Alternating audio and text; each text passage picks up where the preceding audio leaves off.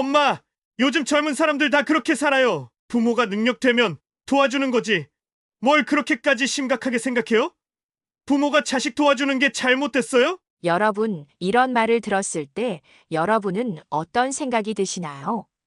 오늘은 한 어머니의 눈물겨운 이야기로 여러분과 함께 하려고 합니다. 박수임 씨는 부산의 작은 골목에서 분식집을 운영하며 두 아들을 위해 모든 것을 희생한 평범한 어머니였습니다. 하지만 믿었던 아들의 뻔뻔한 말에 충격을 받게 되는데요. 그 이후 그녀는 어떤 결정을 내려야만 했을까요? 영상을 시청하시기 전 구독과 좋아요, 그리고 알림 설정 부탁드립니다.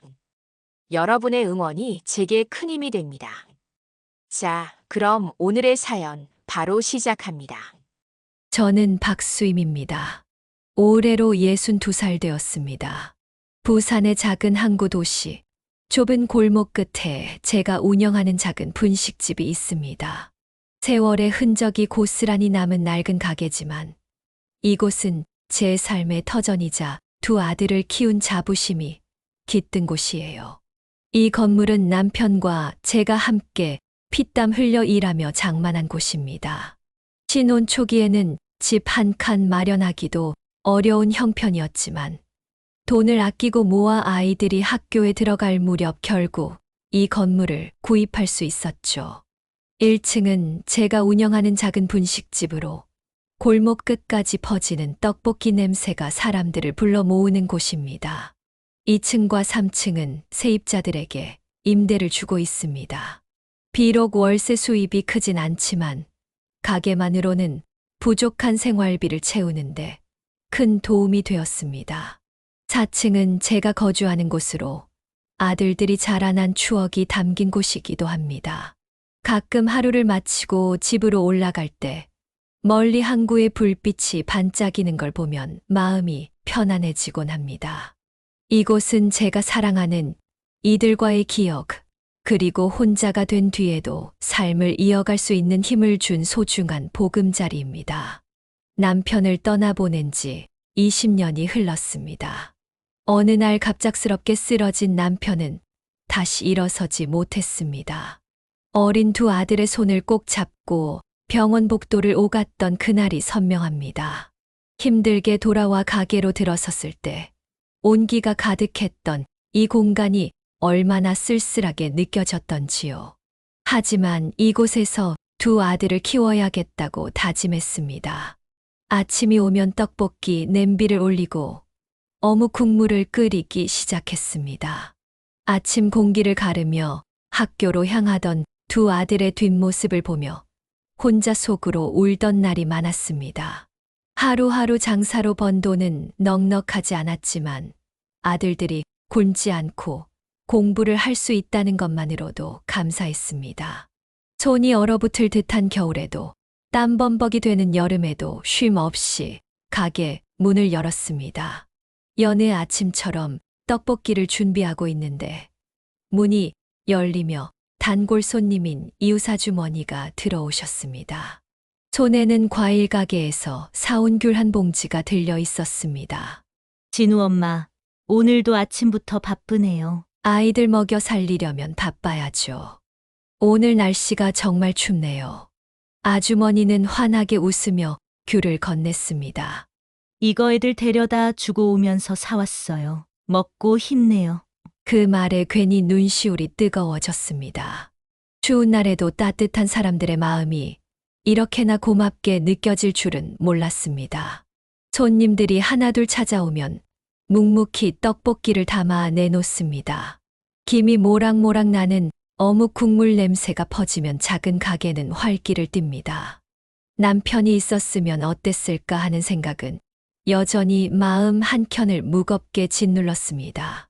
그러나 두 아들이 성장하는 모습을 보며 내 삶은 결코 헛되지 않았다는 걸 깨달으며 지내왔습니다. 첫째 아들 진우는 어릴 때부터 총명하고 배움에 대한 열정이 넘치는 아이였습니다. 어려운 형편 속에서도 자신이 할 수 있는 한 최선을 다하는 모습은 주변 사람들마저 감탄하게 했습니다. 학교에서는 항상 상위권을 유지하며 선생님들의 칭찬을 받았고, 친구들 사이에서는 문제를 척척 해결해 주는 똑똑한 친구로 통했습니다. 진우는 고등학교를 졸업할 즈음 더 넓은 세상에서 자신을 키우고 싶다며 서울에 있는 명문대학에 진학하기로 결심했습니다. 당시엔 서울로 보내는 것이 두렵고 부담스러웠습니다. 학비며 생활비며 모든 것이 벅찰 것 같았지만 큰 물에서 놀아야 큰 인물이 된다며 설득하는 진우의 확신 어린 눈빛을 보니 저도 마음을 다잡을 수밖에 없었습니다. 대학 시절에도 진우는 공부에 매진하며 꾸준히 장학금을 받아냈습니다. 중간중간 알바를 하며 스스로를 책임지는 모습에 대견함과 안쓰러움이 교차했습니다. 그렇게 진우는 졸업 후 꿈에 그리던 외국계 회사에 당당히 취직했습니다. 처음엔 낯선 환경과 업무에 적응하느라 힘들어했지만 그 역시 곧 해냈습니다. 진우가 보여주는 성장은 제게도 큰 자부심이 되었습니다. 가끔 진우가 전화를 걸어와 회사에서 있었던 이야기를 들려줄 때면 목소리에는 자신감이 넘쳐 흘렀습니다. 바쁜 일정 속에서도 해외 출장을 다녀오며 배운 점들을 자랑스럽게 말하는 진우의 목소리를 들을 때마다 제 가슴은 뿌듯함으로 벅찼습니다. 둘째 아들 준서는 어릴 때부터 남다른 감수성과 창의력을 가진 아이였습니다. 다른 아이들이 축구나 게임에 몰두할 때 준서는 창문 너머로 보이는 바다를 바라보며 흥얼거렸습니다. 처음에는 단순한 장난인 줄 알았던 멜로디가 시간이 지날수록 그럴듯한 곡조를 이루는 걸 보고 깜짝 놀랐던 기억이 납니다. 준서는 중학교에 입학하면서 기타를 배우기 시작했습니다. 값비싼 악기를 사줄 형편이 안 돼 동네 악기점에서 중고 기타를 구해줬는데 아들은 밤낮 없이 연습하며 기타와 친구가 되었습니다. 혼자 작곡을 하고 곡을 적어 나가던 준서는 점차 자신의 음악에 꿈을 담기 시작했습니다. 고등학교 때는 친구들과 밴드를 만들어 동아리 대회에 나가 상을 타오기도 했습니다. 그날 상장을 들고 한바구음을 짓던 준서를 보며 저는 그 아이가 가진 음악적 열정을 비로소 제대로 이해하게 되었습니다. 고등학교 졸업 후 준서는 음악을 전공하고 싶다고 했습니다. 경제적으로 어려운 상황에서 대학 진학은 쉽지 않았고 현실적인 문제로 반대했지만 준서는 고개를 끄덕이며 차분히 말했습니다. 엄마, 꼭 대학이 아니어도 좋아요. 음악은 현장에서 배우는 게 더 중요하대요. 내가 좋아하는 작곡가 밑에서 배워보고 싶어요. 아들의 간절함을 외면할 수 없었습니다. 그래서 동네 사람의 소개로 한 작곡가를 찾아갔고 준서는 그의 밑에서 본격적으로 음악을 배우기 시작했습니다. 첫 몇 달은 일이 뜻대로 풀리지 않아 힘들어했지만 준서는 쉽게 포기하지 않았습니다. 음악 작업실에서 밤을 새우고 피아노 앞에서 새로운 멜로디를 연구하던 준서의 모습은 정말로 진지했습니다. 어느 날 준서가 저에게 곡을 하나 들려줬습니다. 엄마를 생각하면서 만든 곡이에요. 아직 부족하지만 꼭 들려드리고 싶었어요. 그 곡에는 준서가 전하고 싶은 마음과 저에 대한 고마움이 고스란히 담겨 있었습니다. 눈물이 날 만큼 아름다운 멜로디였습니다. 그날 이후 저는 준서의 꿈을 의심하지 않기로 했습니다. 준서는 작곡가의 작업을 돕는 것에서 시작해 이제는 자신의 곡을 만들어 발표하기도 합니다. 아직 큰 성과를 내지 못했지만 아들은 자신의 음악이 많은 사람들에게 위로와 희망을 줄 수 있기를 바란다고 말했습니다. 엄마, 언젠가 제 이름이 들어간 곡이 라디오에 나올 때까지 열심히 할게요. 그때 엄마가 가장 먼저 들어주세요. 아들의 말에 저는 따뜻하게 웃으며 답했습니다. 내 곡이 들리면 바로 눈치챌 거야. 엄마는 내 첫 번째 팬이잖아. 준서는 자신만의 꿈을 향해 한 걸음 한 걸음 나아가고 있었습니다. 그 길이 쉽지 않다는 걸 알기에 저는 항상 그의 뒤에서 묵묵히 응원하며 지켜보고 있었습니다. 그날도 아침 일찍 가게 문을 열고 떡볶이 팬을 달구고 있는데 단골 손님인 이웃 아주머니가 들어오셨어요. 진우 엄마, 오늘도 일찍 열었네. 대단하다. 정말. 그럼요. 애들이 아직 제 몫을 다 하지 못했잖아요. 애들 장가 보내고 하려면 제가 건강할 때 돈 좀 모아야죠. 진우는 외국계 회사 다닌다면서. 준서는 음악한다더니 서울에서 잘 지낸다던데? 네. 진우는 회사에서 대리로 승진했다고 연락 왔고, 준서는 연주가 많아 바쁘대요. 제가 얼마나 자랑스러운지 몰라요.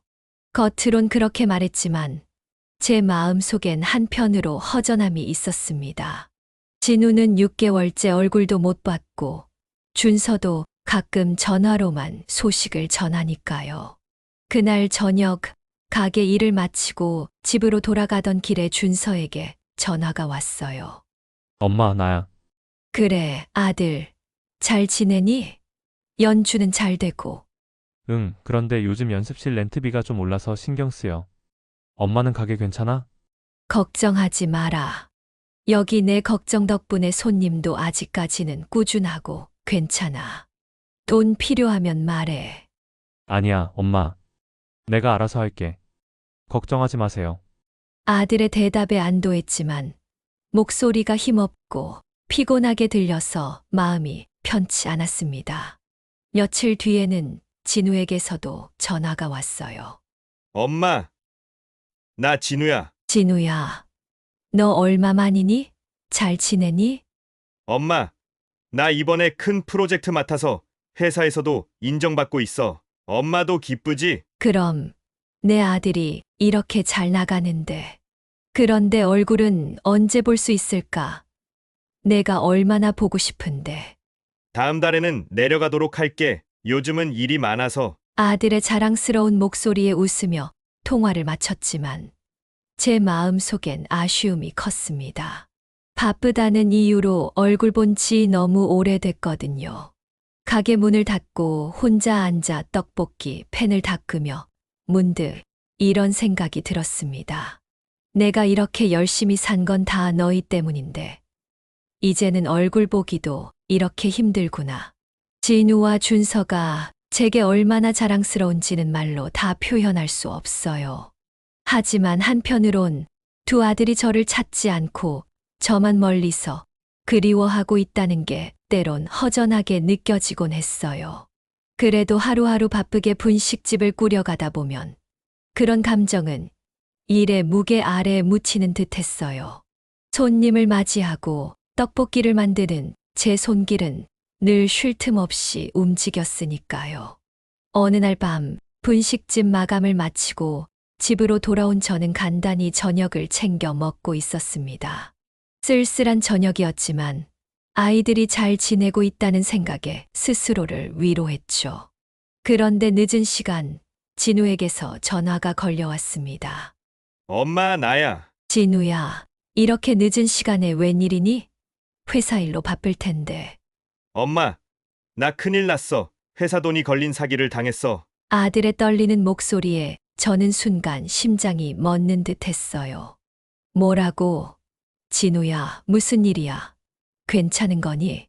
엄마, 나도 몰랐어. 거래처가 다 믿을 만하다고 생각했는데 내가 계약을 담당한 프로젝트에서 문제가 생겼어. 돈이 어마어마하게 날아갔어. 얼마나 큰 돈인데? 회사에서 어떻게 처리하려고 하니? 회사에서 내 책임을 묻겠대. 이대로면 나 모든 걸 잃을지도 몰라. 엄마, 나 좀 도와줘야 해. 제발. 저는 아들의 절박한 목소리에 놀라며 물었어요. 어떻게 도와주면 되는데? 엄마, 내가 잘못된 선택을 해서 이런 일이 생겼지만 지금 돈을 마련하면 문제를 해결할 수 있어. 회사에서도 더 이상은 추궁하지 않을 거야. 나 엄마가 마지막 희망이야. 엄마가 무슨 돈이 있다고? 그나마 건물 담보로 대출 받을 수 있겠지만. 엄마밖에 없어. 대출로 할 수 있으니까 엄마가 해결 좀 해줘요. 저는 그날 밤 한숨도 잘 수 없었어요. 아들의 말이 머릿속을 떠나지 않았습니다. 세상에 이런 일이 있을 줄은 꿈에도 몰랐거든요. 돈이 없으면 아들이 모든 것을 잃을 거라는 생각에 심장이 두근거렸습니다. 다음 날 은행에 가서 건물을 담보로 대출 상담을 받았어요. 은행 직원은 의아해하며 물었죠. 갑작스럽게 대출을 받으시는 이유가 있으세요? 금액이 꽤 큰데. 아들 일이 급해서요. 이 돈이 아니면 안 되는 상황이라서요. 저는 흔들리는 손으로 서류를 작성하며 눈물을 꾹 참았습니다. 아이들 때문에 여기까지 왔는데 또 아이들 때문에 모든 걸 걸어야 한다는 생각이 제 머리를 가득 채웠습니다. 그날 밤 진우에게 전화를 걸어 상황을 알렸습니다. 진우야, 엄마가 대출 받기로 했어. 이번이 마지막이라고 생각해. 이 돈으로 정말 다 해결할 수 있는 거니? 엄마, 정말 고마워. 내가 꼭 갚을게. 나도 이 상황이 너무 괴로워. 엄마가 없었으면 나 진짜 어떻게 됐을지 몰라. 내가 잘못된 선택을 했다면 이제는 그걸 바로잡아야 해. 엄마를 실망시키면 안 된다. 진우는 울먹이며 감사를 표했고 저는 그의 목소리를 들으며 스스로를 위로했어요. 아들을 도울 수 있어 정말 다행이라고 생각했습니다. 이 정도는 감당할 수 있어. 진우가 잘 이겨내기만 하면 돼. 그렇게 스스로 다짐하며 아들을 향한 믿음을 되새겼습니다. 몇 달이 지나도 진우는 여전히 바쁘다며 연락이 뜸했습니다. 저는 그동안 보낸 돈으로 모든 문제가 잘 해결되었으리라 믿고 싶었어요. 그러나 오랜만에 준서가 집으로 내려와 불쑥 꺼낸 이야기가 제 평온했던 마음을 송두리째 흔들었습니다. 엄마, 오늘 형 SNS를 봤는데 그래, 형이 뭐래? 요즘 바쁘다더니 뭐 좋은 소식 있어? 엄마 그런데 이상해. 형 요즘 완전 호화롭게 지내는 것 같아. 고급 술집에서 술 마시고 새 외제차도 뽑았더라고.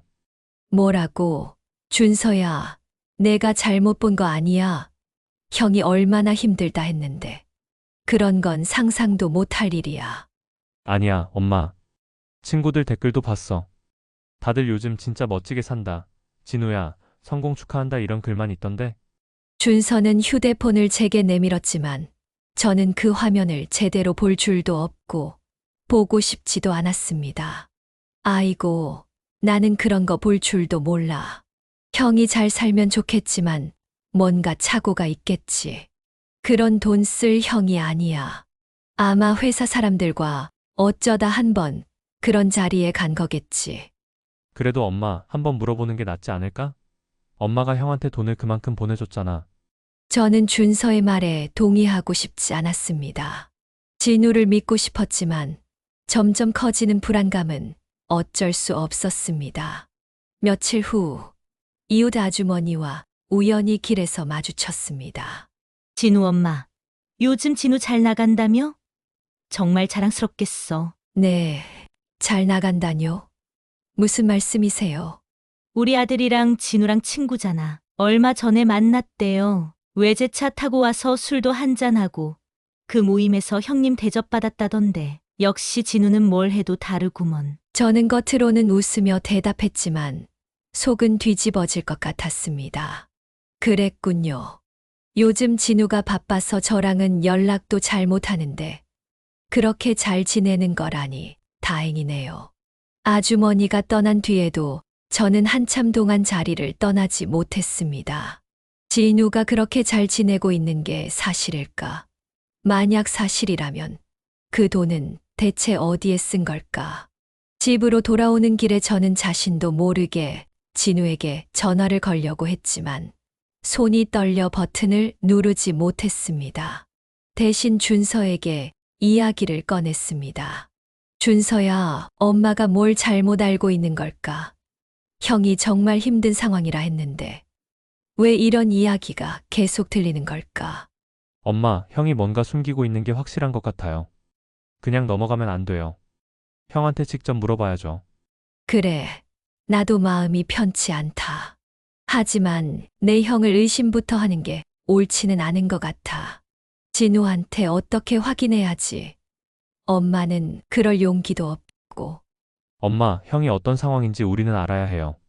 그래야 형도 해결할 수 있을 거예요.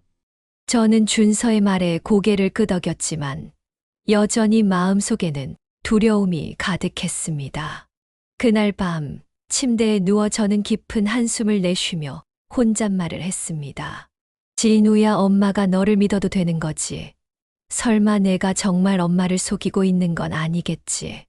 불안감과 혼란이 가슴을 짓누르며 저를 잠 못 들게 했습니다. 한편으로는 사실을 확인하고 싶은 마음, 다른 한편으로는 진우를 끝까지 믿고 싶은 마음이 얽혀 있었습니다. 내 아들이 그럴 리가 없어. 하지만 정말 그럴 리가 없겠지. 그날 밤은 그 질문만 되뇌며 뜬 눈으로 보냈습니다. 저는 도저히 마음이 편치 않았습니다. 준서와 이웃 아주머니의 이야기를 들은 뒤로 진우의 행동이 점점 더 의심스러워졌어요. 직접 가서 확인해 봐야겠어. 마음을 다잡고 진우가 있다는 서울의 주소를 찾아 나섰습니다. 서울에 도착해 주소를 찾아가 보니 눈앞에는 고급스러운 아파트가 서 있었습니다. 여기가 정말 진우가 산다는 곳이야? 저도 모르게 혼잣말을 했습니다. 관리실에서 방문 의사를 밝혔더니 다행히 진우의 집을 안내받을 수 있었습니다. 현관 앞에 도착했을 때 문 너머로 들리는 소리에 귀를 의심했어요. 웃음소리, 파티 음악 소리가 들렸습니다. 저는 초인종을 눌렀습니다. 잠시 후 문이 열렸고 예상치 못한 광경이 눈앞에 펼쳐졌습니다. 진우와 그의 친구들이 웃으며 술잔을 기울이고 테이블 위에는 값비싸 보이는 술과 음식들이 가득 차 있었어요. 엄마 여긴 왜? 진우는 놀라며 저를 맞았지만 그의 표정엔 당황스러움이 가득했습니다. 진우야, 이게 다 뭐니? 너 힘들다며? 사기당했다며? 진우의 친구들은 서로 눈치를 보며 자리를 피해 갔습니다. 진우는 저를 거실로 데려가며 어색한 미소를 지었어요. 엄마, 그게야. 그냥 친구들이 위로해 주려고 잠깐 모인 거야. 오해하지 마. 잠깐, 내가 이 비싼 아파트에 사는 것도 잠깐인 거니? 이 음식들, 이 파티 도대체 어떻게 된 거야? 진우는 제 눈을 제대로 마주치지 못한 채 말을 더듬었습니다.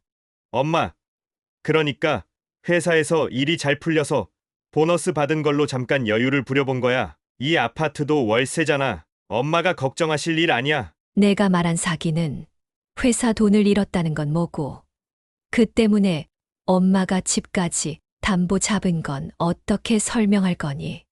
제 목소리가 떨리기 시작하자 진우는 당황하며 손사래를 쳤습니다. 엄마, 그런 거 아니야. 다 해결됐어. 그래서 이제 엄마 걱정 안 해도 된다니까. 정말 해결된 거 맞아. 그럼 이렇게 흥청망청 쓰는 이 상황은 뭐니? 혹시 엄마가 보낸 돈으로 이렇게 산 거야? 진우는 아무 말도 못했습니다. 그 침묵이 오히려 답이 되는 것 같아 가슴이 아팠어요. 저는 진우의 집을 나와 한참 동안 발걸음을 옮기지 못하고 서 있었습니다. 눈앞이 캄캄해졌고 어떻게 해야 할지 모르겠더라고요. 망연자실한 채로 아파트 근처 화단 의자에 잠시 앉아 있었습니다. 그때 옆에 앉아 담배를 피우던 진우의 친구들이 하는 이야기가 들려왔습니다. 야, 진우 진짜 대단하지 않냐? 그 돈 다 어디서 났대? 글쎄, 자기 부모님한테 받았다던데? 완전 큰 금액이라며? 덕분에 우리도 요즘 신세 좀 지잖아. 그러니까? 근데 솔직히 좀 그래. 부모님 돈이라며 저렇게 펑펑 써도 되나? 부모님은 모르실 것 같은데? 뭐 우리야 상관없지. 어쨌든 진우 덕에 잘 놀고 있잖아. 그들의 대화를 들은 순간 머리가 하얘지고 심장이 철렁 내려앉는 것 같았습니다. 내가 믿고 보낸 돈이 이런 데 쓰였다니. 저는 아무 말도 하지 못한 채 자리에서 일어나 터덜터덜 발길을 돌렸습니다. 부산으로 돌아오는 길, 저는 창밖을 바라보며 온갖 생각에 휩싸였습니다. 내가 너를 믿었는데, 내가 나를 속인 거라면 이건 단순한 실수가 아니야. 내가 나를 이렇게 만든다면 내가 어떻게 살아가야 하니? 눈물이 흐르는데 제 손이 떨리고 있었습니다. 돌아오는 내내 진우의 얼굴과 그의 침묵, 그리고 친구들의 이야기가 머릿속을 떠나지 않았습니다. 그날 밤도 역시 한숨도 잘 수 없었습니다. 진우가 고급 아파트에서 파티를 열고 친구들과 웃으며 지내는 모습을 목격한 뒤 저는 도저히 이 상황을 그대로 두고 넘어갈 수 없었습니다. 준서와 상의 끝에 가족회의를 열어 진우를 직접 대면하기로 했어요. 며칠 뒤 진우가 부산에 내려왔습니다. 저와 준서가 마주 앉은 진우의 표정은 어딘가 불안해 보였어요. 저는 조심스럽게 입을 열었습니다. 진우야, 엄마가 너한테 묻고 싶다. 엄마가 보낸 돈, 그 돈은 어디에 썼니? 진우는 어이없다는 표정으로 대답했습니다. 엄마, 그게 무슨 말이야? 내가 뭐 했다고 그래? 준서가 형을 똑바로 바라보며 단도직입적으로 물었습니다. 형, 솔직히 말해. 형이 엄마 돈으로 외제차 사고 파티하고 다닌 거 맞잖아. 엄마가 직접 봤다고. 진우는 얼굴을 찌푸리며 목소리를 높였습니다. 뭐? 내가 뭘 안다고 그런 소리를 해? 엄마도 똑같아. 내가 회사에서 얼마나 힘들었는데 내가 말한 걸 못 믿고 그걸 자꾸 확인하려고 해? 그게 무슨 엄마야? 저는 진우의 목소리에 놀라며 담담히 물었습니다. 진우야, 내가 정말로 사기를 당한 게 맞다면 엄마는 끝까지 내 편이야. 하지만 엄마가 서울에서 본 것과 준서가 보여준 사진들은 내 말을 믿기 어렵게 만들었어. 내가 진짜로 변제했다면 증명할 수 있겠지. 준서가 단호하게 나섰습니다. 형, 그럼 내가 형 회사로 직접 찾아가서 확인해 볼게. 형이 정말 그 돈으로 회사 문제를 해결한 게 맞는지 알아보겠어. 진우의 표정이 하얗게 질리며 말을 더듬거렸습니다. 뭐? 아니 그럴 필요 없어. 내가 다 설명할게. 설명해 봐라. 내가 회사 돈을 변제했다고 했는데 준서가 확인하겠다니 왜 그렇게 당황하니? 진우는 잠시 입술을 깨물더니 결국 모든 걸 터뜨리고 말았습니다. 그래요. 제가 거짓말했어요. 근데 왜 나만 이렇게 살아야 해요? 엄마가 해준 게 당연한 거 아니에요? 엄마는 준서한테는 뭐든 다 해주면서 왜 나한텐 이래요? 진우의 뻔뻔한 말에 저는 순간 말을 잃었습니다. 진우야, 내가 그런 생각을 하면서 엄마를 속였다니. 내가 정말 나한테 이런 말을 할 줄은 몰랐어. 준서도 화가 치밀어 올랐습니다. 형, 그게 말이 된다고 생각해? 그리고 엄마가 나한테 뭘 다 해줬다고 그래? 난 내 스스로 하려고 노력했어. 엄마한테도 미안해서 손 벌리지 않아. 엄마가 형을 믿고 모든 걸 걸었는데 형은 그걸 다 무시하고 엄마를 이용해? 진우는 여전히 고개를 들지 못하고 있었습니다. 저는 깊은 한숨을 내쉬며 말을 이었습니다. 진우야, 엄마는 내가 사기당했다는 말을 믿고 건물까지 담보로 대출을 받았어. 하지만 이젠 더 이상 널 믿기 힘들어. 이번이 마지막이야. 내가 지금 이 자리에서 변화하지 않으면 엄마도 널 위해 더는 희생하지 않을 거야. 진우는 무언가 말하려 했지만 아무 소리도 내지 못했습니다. 준서가 마지막으로 형에게 쓴소리를 했습니다. 형, 이게 마지막 기회야. 엄마한테 진짜로 잘못했다고 사과하고 앞으로는 제대로 살아. 그게 형이 할 수 있는 최소한의 도리야. 하지만 진우는 아무 말도 없었습니다. 그날 밤 저는 침대에 누워 한참 동안 잠을 이루지 못했습니다. 진우의 뻔뻔한 말들이 머릿속에서 떠나지 않았어요. 이제는 내가 단호해질 때가 됐어. 내가 진우를 계속 믿으려고만 하면 안 돼. 스스로 깨닫게 해야 해. 그날 이후 저는 큰 결정을 내릴 준비를 하게 되었습니다. 가족 회의가 끝난 뒤 며칠 동안 저는 진우의 말과 행동을 곱씹으며 깊은 고민에 빠졌습니다. 내가 이렇게까지 모든 걸 희생하며 키운 아들이 왜 나를 이렇게 대하는 걸까? 분노와 슬픔이 교차했지만 이제는 단호히 결정을 내려야 한다고 생각했어요. 며칠 후 저는 진우를 다시 불러 단둘이 대화를 나눴습니다. 진우는 어딘가 억울한 표정을 지으며 자리에 앉았습니다. 엄마, 또 뭐라고 하려고 불렀어? 그날 다 얘기했잖아. 진우야, 그게 엄마한테 진정한 사과였니? 그걸로 모든 게 해결되는 건 아니야. 이제는 내가 내 인생을 책임져야 할 때야. 진우는 얼굴을 찌푸리며 말을 끊었습니다. 책임지라고? 엄마는 내가 얼마나 힘들었는지 알아?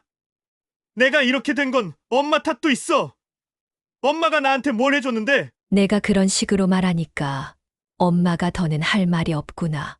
내가 어렸을 때부터 엄마는 너희 둘을 위해 모든 걸 바쳤어. 내가 힘든 순간에도 엄마는 내 편이었고, 이번에도 그랬어. 그런데도 내가 이런 말을 한다면 이제 더는 내 곁에 있을 수 없어. 진우는 한숨을 내쉬며 더 이상 참지 못하겠다는 듯 목소리를 높였습니다. 엄마, 나도 다른 사람들처럼 돈 쓰면서 인생 즐기고 싶었어. 남들처럼 멋지게 살고 싶어서 그런 거라고요. 오죽했으면 엄마한테 거짓말까지 했겠어요. 뭐라고? 진우야, 그게 내가 할 말이니? 내가 그런 선택을 했다는 게 정말 믿기지 않는다. 진우는 뻔뻔한 태도로 말을 이어갔습니다. 엄마, 요즘 젊은 사람들 다 그렇게 살아요. 부모가 능력되면 도와주는 거지. 뭘 그렇게까지 심각하게 생각해요? 부모가 자식 도와주는 게 잘못됐어요? 저는 진우의 말을 듣고 가슴이 철렁 내려앉았습니다. 진우야, 엄마가 그 돈을 어떻게 마련했는지 알기나 해. 그 돈은 엄마가 가게를 담보로 대출받은 거야. 내가 정말로 힘든 거라 믿었기 때문에 보냈다고. 이제 그 돈은 갚아야 하지 않겠니? 진우는 말문이 막힌 듯 고개를 돌리며 중얼거렸습니다. 그건 엄마가 선택한 거잖아. 나는 그냥 받은 것뿐이야. 내가 꼭 갚아야 하는 건 아니잖아. 너는 그 돈이 엄마가 감당할 수 없는 무게였다는 걸 알지 못했니? 내가 엄마의 믿음을 배신하고 가족을 속여가면서 얻은 그 돈으로 사는 삶이 정말로 행복했니? 진우는 더 이상 말을 잇지 못했습니다. 저는 아들의 침묵을 보며 차분히 말을 이어갔습니다. 진우야, 엄마는 내가 지금이라도 내가 가야 할 길을 바로 잡기를 바란다. 다른 사람들처럼 멋지고 편하게 살고 싶었겠지. 하지만 그런 삶은 남을 속이고 얻는 게 아니야. 내가 가는 길이 잘못됐다는 걸 깨닫는 게 내가 다시 시작하는 첫걸음이 될 거야. 진우는 결국 고개를 돌리며 자리를 박차고 나갔습니다. 아들의 뒷모습을 보며 제 마음은 한없이 무거웠지만 이번에는 절대 흔들리지 않겠다고 다짐했습니다. 그날 밤 저는 준서를 불러 이야기를 나눴습니다. 준서야, 엄마가 결정했어. 이 집과 가게는 내가 물려받아야 할 것 같아. 형은 더 이상 믿을 수 없으니 내가 이걸 잘 지켜줬으면 좋겠구나. 그래, 이제는 내가 엄마 곁에서 든든히 버텨주길 바란다. 엄마는 내가 있어서 참 다행이야. 다음 날 저는 증여에 필요한 서류를 준비했습니다. 서류에 도장을 찍으면서도 마음 한편에는 진우에 대한 미련이 남았지만 이 선택이 옳다는 확신이 들었어요. 그날 이후로 저는 진우와 연락을 끊었습니다. 그리고 마음속으로 이렇게 다짐했습니다. 진우야, 엄마는 너를 사랑하지만 이젠 내가 스스로 깨달아야 해. 엄마가 너를 계속 붙잡아도 너는 변하지 않을 거야. 진우와의 끈을 끊은 후 제 마음에는 아픔과 후련함이 동시에 찾아왔습니다. 이제 나도 나를 위해 살아야 할 때야. 그렇게 저는 새로운 결심과 함께 조금씩 앞으로 나아가기로 했습니다. 진우와의 끈을 끊은 뒤 제 삶은 다시 평범한 일상으로 돌아갔습니다. 그러나 마음속 깊은 곳에는 여전히 상처와 후회가 남아 있었습니다. 하지만 준서가 곁에 있다는 사실은 저에게 큰 위로가 되었어요. 어느 날 준서가 저에게 다가와 뜻밖의 말을 꺼냈습니다. 엄마, 나 음악 활동 정리하려고 해요. 뭐라고? 왜 갑자기 그런 결정을 하니? 너 음악 그렇게 좋아했잖아. 그리고 이제는 엄마 혼자 힘들게 가게 일하시는 거 보고만 있을 수 없어요. 항상 서울에 있으면서도 마음이 불편했어요. 형도 저렇게 돼버렸는데 제가 엄마 곁에서 힘이 되어야죠. 저는 눈물이 핑 돌았습니다. 준서야, 내가 그런 결정을 했다니. 고맙고 미안하구나. 하지만 엄마는 내가 좋아하는 걸 포기하는 건 보고 싶지 않아. 괜찮으니 내 꿈을 계속 쫓아보렴. 준서는 고개를 저으며 단호히 대답했어요. 엄마, 제 꿈도 중요하지만 가족이 먼저예요. 지금은 엄마가 더 필요해요. 그리고 엄마와 같이 가게를 키우는 것도 제 새로운 도전이라고 생각할게요. 그렇게 준서는 본격적으로 가게 일을 돕기 시작했습니다. 처음엔 익숙하지 않아 실수도 많았죠. 떡볶이 양념을 잘못 섞거나 주문을 잊어버리기도 했어요. 준서야, 이건 떡볶이 소스야. 너무 많이 넣으면 안 돼. 손님들이 너무 맵다고 하실 거야. 아, 알았어요. 엄마, 근데 이건 왜 이렇게 복잡해요? 간단히 좀 하면 안 돼요? 간단히, 이건 엄마가 30년 동안 해온 방식이야.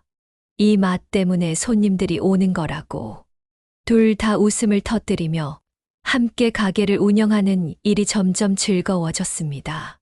몇 달이 지나면서 준서와 저는 점점 손발이 맞아갔습니다. 준서는 젊은 감각으로 가게에 새로운 메뉴를 제안하기도 했어요. 엄마, 요즘은 떡볶이만 먹는 손님들보다 다른 사이드 메뉴도 찾는 사람들이 많아요. 차돌박이를 구워서 위에 올리거나 치즈볼 같은 거 추가해보면 어떨까요? 차돌박이는 알아도 치즈볼은 뭔지 잘 모르겠구나. 내가 알아서 해봐. 대신 손님들 반응이 좋아야 해. 어느 날 준서가 뜻밖의 아이디어를 냈습니다. 엄마, 떡볶이랑 어울리는 퓨전 메뉴를 만들어 볼까요? 요즘 떡볶이에 치즈, 불맛 이런 걸 좋아하는 사람들이 많더라고요. 또 그걸 SNS에 올려서 홍보해보면 좋을 것 같아요. 퓨전 메뉴. 떡볶이 맛을 너무 바꾸는 건 손님들이 싫어하지 않을까. 아니에요, 엄마. 기본 맛은 그대로 두고 옵션을 추가하는 거죠. 예를 들면 불맛 치즈 떡볶이, 크림 떡볶이 같은 거요. 사람들이 신기해하면서 찾아올 거예요. 준서는 직접 연구를 시작했습니다. 새로운 소스를 개발하고 몇 번이나 맛을 보며 완벽한 맛을 찾아냈죠. 그 후 메뉴를 SNS에 올렸습니다. 엄마, 올렸어요. 해시태그도 인기 있는 걸로 달았으니 반응 한번 봐요. 며칠이 지나지 않아 SNS에서 사진이 퍼지기 시작했습니다. 사람들이 맛있어 보인다. 꼭 가보고 싶다는 댓글을 달며 가게를 찾아오기 시작했어요. 사장님, 여기 떡볶이 SNS에서 보고 왔어요.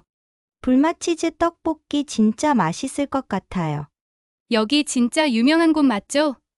사진 보고 너무 기대돼서 친구랑 같이 왔어요. 가게는 점점 젊은 손님들로 북적였고 매출도 크게 올랐습니다.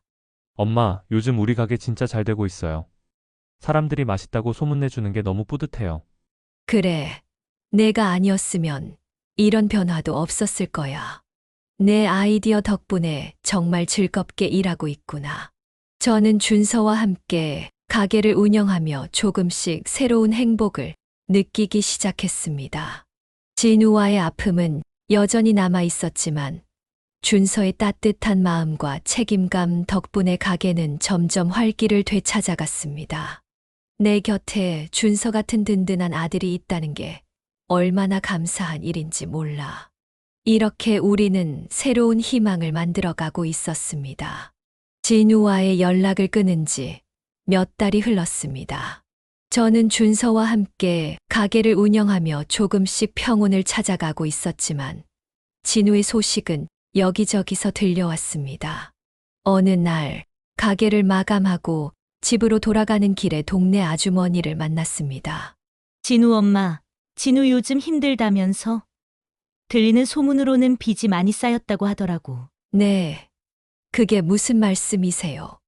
내 아들이랑 진우가 친구잖아요. 얘기 들어보니까 회사에서도 프로젝트 실패하고 주변 사람들도 다 떠났다더라고요. 큰일이야, 정말. 저는 차마 대답하지 못하고 고개만 끄덕였습니다. 가슴이 철렁 내려앉는 기분이었어요. 며칠 후 진우가 갑자기 전화를 걸어왔습니다.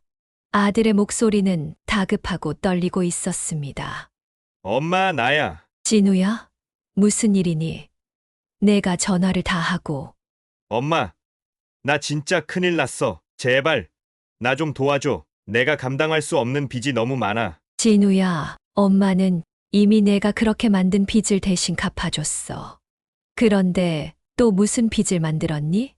엄마, 그때는 내가 실수한 거였어. 이번엔 다르다니까. 나 정말 마지막이야. 엄마가 한 번만 더 도와주면 내가 다 갚을게. 저는 한참 동안 침묵하다가 단호히 대답했습니다.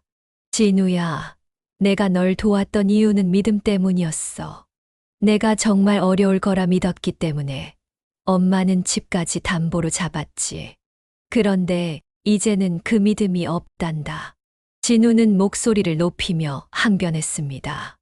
엄마, 나를 이렇게 버리겠다는 거야? 엄마가 나를 버리면 내가 어디로 가겠어?